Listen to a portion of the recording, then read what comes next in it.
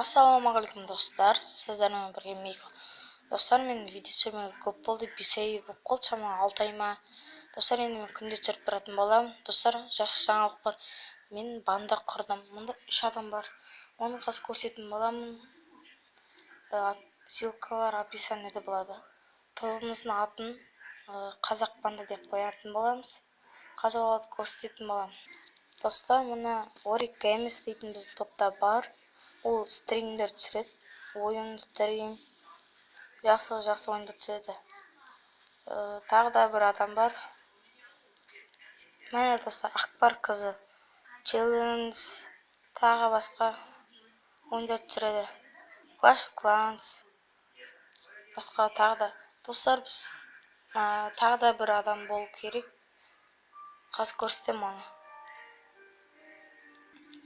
Міне Қуаныш қызы.